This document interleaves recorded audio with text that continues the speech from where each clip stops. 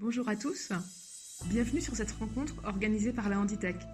Notre objectif est de vous présenter des acteurs de l'innovation au service du handicap. Donc, je vais tout de suite passer la main à Laetitia Charrière de MySkills pour que Laetitia, vous puissiez nous expliquer qu'est-ce que vous proposez aux ESAT, hein, et puis on fera le lien ensuite avec éventuellement les questions que moi j'ai ou les questions que pourraient avoir les gens dans le public qui font partie des adhérents ou non de l'association. Alors, bonjour à tous. Je suis Laetitia Charrière, dirigeante de MySkills. C'est jointe à moi Carole Hilt, qui est notre responsable formation et déploiement MySkills. MySkills est un logiciel l'aventure a démarré en tout cas il y a 4 ans. On travaillait avec des ESAT, avec des EA. Et notre point de départ de cette aventure, c'était la difficulté à exploiter des grilles de compétences en ESAT. Des grilles qui étaient parfois très complètes et qui étaient inexploitables, pas exploitées ou peu exploitées au service des personnes, au service de leurs projets, au service de l'inclusion en milieu ordinaire. Ça, c'était vraiment notre point de départ. Comment mieux exploiter ces grilles de compétences. Et notamment, même, on réfléchissait à des relais de croissance et on avait du mal à dire qui sait faire, qui serait en capacité de faire, non pas parce qu'il l'aurait déjà fait, mais parce qu'il en aurait toutes les capacités à un moment donné. Et l'idée que j'ai eue, donc je suis à l'origine de ce logiciel, c'était de se dire, on va aller observer nos gestes techniques en ESAT, qui sont les savoir-faire aujourd'hui de MySkills, et pour chacun de ces gestes techniques, on va identifier les prérequis indispensables de ces gestes techniques, que sont des prérequis cognitifs, techniques, de connaissances et de savoir-être. Cette cartographie des savoir-faire par les compétences est devenue vraiment le socle de MySkills. La compétence, pour nous, elle est vraiment transversale et transférable.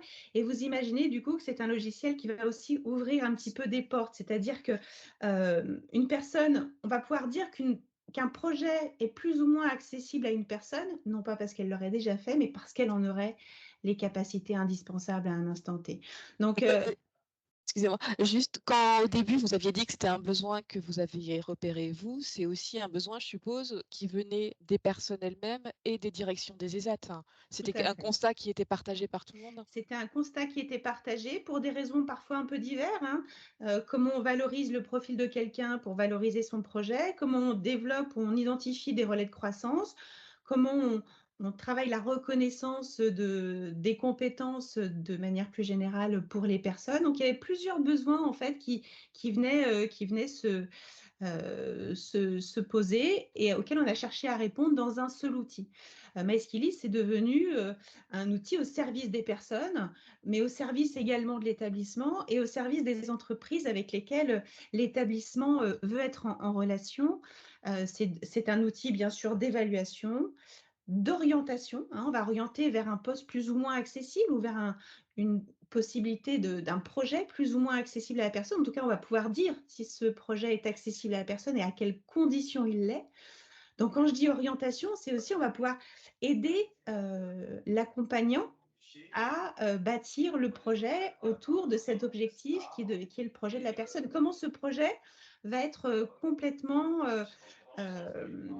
va être complètement accessible à la personne. On va pouvoir bâtir vraiment étape par étape ce qui rend ce projet réaliste aussi pour la personne. Alors, il y a beaucoup de choses auxquelles je pense, mais j'ai entendu déjà accessibilité. On est sur le digital. J'ai vu que sur la présentation, vous aviez fait l'application facile à lire et à comprendre, Tout si je ne à me fait. trompe pas. Ça, vous Oui. l'avez fait avec les utilisateurs eux-mêmes au fur et à mesure. Vous l'avez construit. Alors, un petit peu des deux. On a travaillé effectivement avec un atelier Falc d'un établissement client. Et au fur et à mesure, ce Falc a un petit peu évolué parce qu'on a plusieurs utilisateurs qui travaillaient le Falc, qui nous ont fait un petit peu affiner ces descriptions Falc, ce qui fait que le Falc aujourd'hui, ça nous sert beaucoup à l'auto-évaluation, hein. Chaque usager a la possibilité de s'auto-évaluer sur un portail qui lui est complètement accessible dans sa charte, mais aussi effectivement dans les termes qui sont choisis pour décrire les compétences. Comment je m'évalue sur la dextérité, comment je m'évalue sur un certain nombre de compétences. Donc, voilà, c'était vraiment un objectif dès le départ que de s'auto-évaluer avec des éléments de langage qui étaient simples et compréhensibles. D'accord. Et sur l'arrivée du digital, sur, des équipes ou des personnes qui avaient peut-être pas forcément l'habitude, d'utiliser ce type d'outils, hein, ça s'est passé comment? Et pour les personnes et pour, le cadre autour? Alors c'est vrai que c'est 2 Je choses vois un grand différentes, mais il y a eu sourire. un sujet sur les 2. Il y a eu, on s'est posé des questions en tout cas à la fois effectivement vis-à-vis des professionnels. Comment est-ce que ce digital allait facilement rentrer dans leur quotidien, dans leur pratique? Alors, en fait, bon, c'est tellement intuitif que voilà, il faut passer le 1er obstacle de la connexion, mais ensuite c'est très, intuitif et pour les professionnels, voilà, ça leur fait gagner du temps, ça voilà, on est sur une plateforme intuitive d'évaluation des savoir-faire, donc là, on est dans des pratiques très anciennes des établissements et des compétences transversales, mais de manière très simple.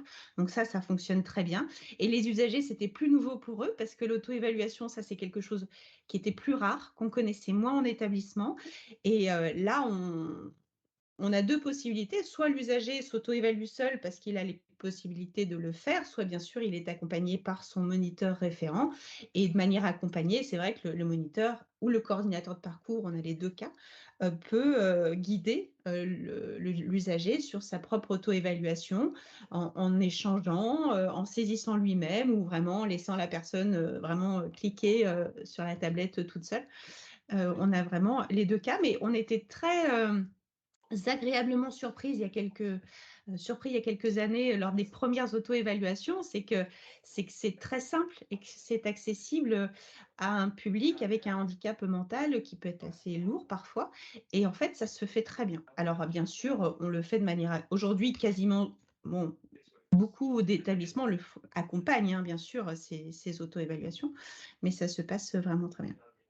Au niveau de l'impact sur les utilisateurs, vous avez pu voir des évolutions, soit sur, le comportement, sur l'acquisition des compétences, sur le regard porté sur soi-même et puis, sur le regard porté par les autres, sur les compétences qu'on peut développer?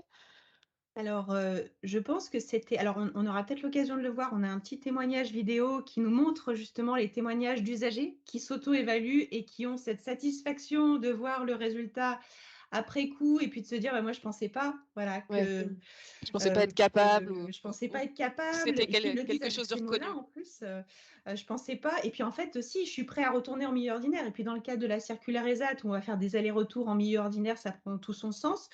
Des personnes qui sont revenues en milieu protégé et puis qui se disent: «Bah, ça y est, je vais consolider, je peux repartir». C'est tout le sens de ce qu'on est voilà, on souhaite impulser, aussi, de cette confiance, de cette satisfaction, de voir que oui, moi je m'étais sous-évaluée, mais le professionnel a dit que c'était acquis et ça, c'est plutôt satisfaisant pour eux bien sûr et puis pour nous aussi de voir ces changements-là au sein des établissements.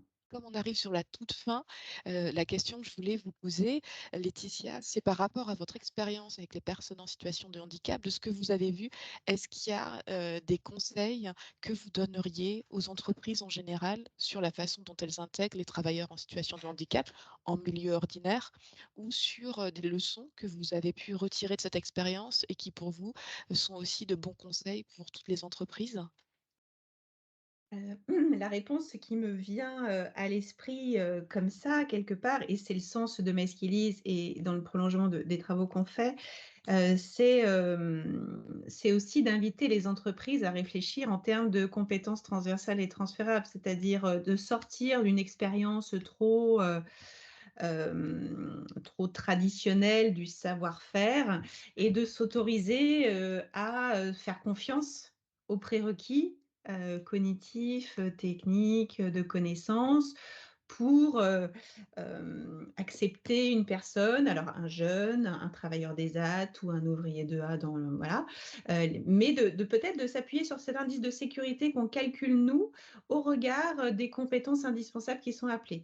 Donc ça serait peut-être, c'est peut-être dans l'ordre des choses. Nous, c'est des projets sur lesquels on travaille, que ce soit à l'échelle de territoire ou d'associations sur, cette mise en relation d'entreprises et de personnes par le prisme de l'auto-évaluation et par le prisme des compétences, transversales. Donc ça, c'est des projets pour nous d'aller encore un petit peu plus loin dans l'inclusion professionnelle, au-delà de l'ESAT d'ailleurs, parce que pour nous, voilà, il y a pas forcément de barrière, mais autour de la question du handicap. Et voilà, c'est fini pour cette présentation. Vous pouvez nous suivre sur les réseaux sociaux ou consulter notre site internet pour trouver des ressources en lien avec ce que nous venons de partager. À bientôt!